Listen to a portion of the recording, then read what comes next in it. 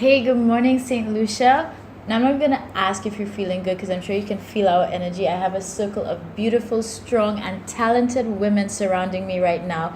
And it's a great morning. Of course, we always wake you up in the know. And today we're going to talk about people and their passions and why we should go after the things that we're longing for. So before I go any further, my power circle, I'm going to have everybody introduce themselves. So we'll start off. Good morning. My name is Mary May. I am a couples and family therapist, and my company is Butterfly Love LLC. Good morning, St. Lucia. My name is Zylaw, also known as Velika Lawrence. I am a sacred dialogue teacher.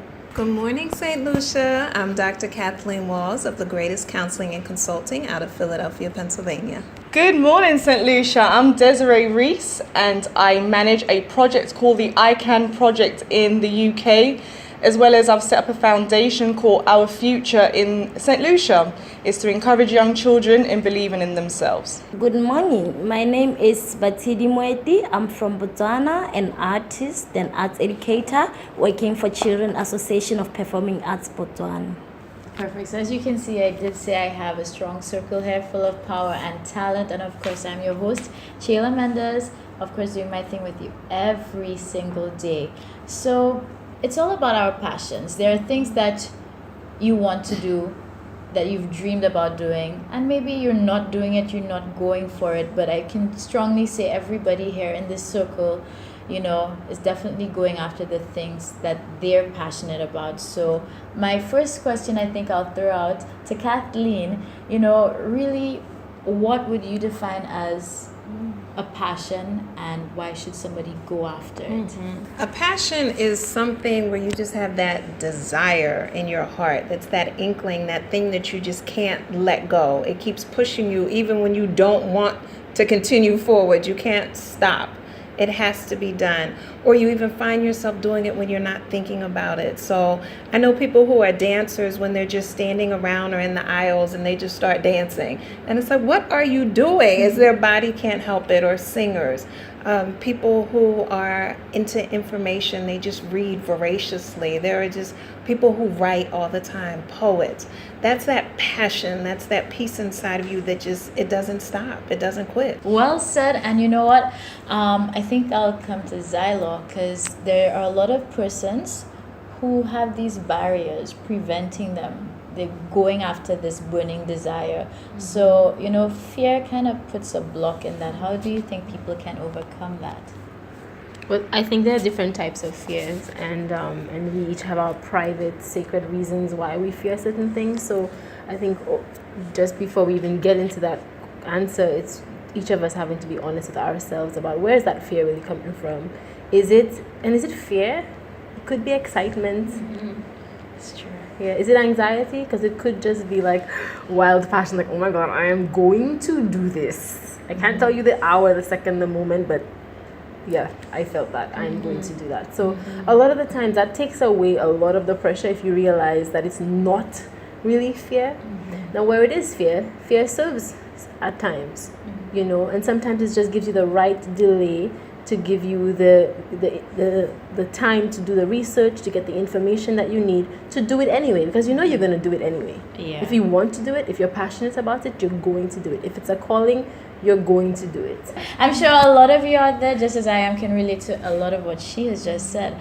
And even for you, Mary, how do you think people can channel fear in a positive way to use it as fuel to go after something? Because I know, as much as I may have maybe my doubts about certain things I want to go about, sometimes I use that fear to just kind of jump right into something. So how can we make fear something positive? So fear would be a conversation of your passion.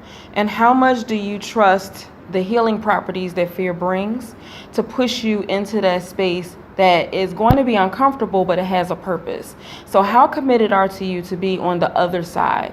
Because currently you're in an unhealed place as long as you continue to not live in your space of excellence. So when you think about it, it's like, okay, I want to be a butterfly. I want to transform one conversation at a time so that I can be in the blessed place for me, and so that I can excel. So it's like when you begin to create what that picture and how it looks, then you begin to feel it, you begin to live it, you begin to give life to it, and that's where all your passion and energy is fueling. Yes, there's going to be days and moments and times that fear creeps in, but use that as an opportunity of a lesson, because each time fear creeps in, when you're in that glowing butterfly moment, it's there for a purpose. It has a lesson, it has something else connected to it, or it's giving you like a post-it note of something that you need to pay attention to that may be a hurdle for you to cross later on. So it's like kind of giving you footnotes or cliff notes to your experience that you're about to endure. So endurance, giving yourself permission, and being able to say, okay, this is a conversation in order for me to move forward. So I'm not fearful of myself, I'm fearful of the unknown, but the unknown is going to take me to that passion place so I could be a free butterfly. You know, even on my journey, I always say, I feel like there's a constant evolution, because almost every year I hit a point where I'm like, oh, I feel like I need to revamp. But not that it's something wrong with me, but I think it's because of that growth process. Right. You know, you realize, okay, this is time to upgrade. So, you know, there's always this evolution.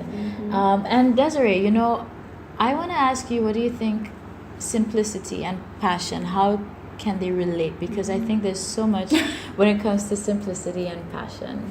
For me, simplicity and passion, just be yourself. Once you're yourself, just, you feel it, you want to do it, you have a thought about it, go for it. Just be yourself and be open about it. Don't be fearful.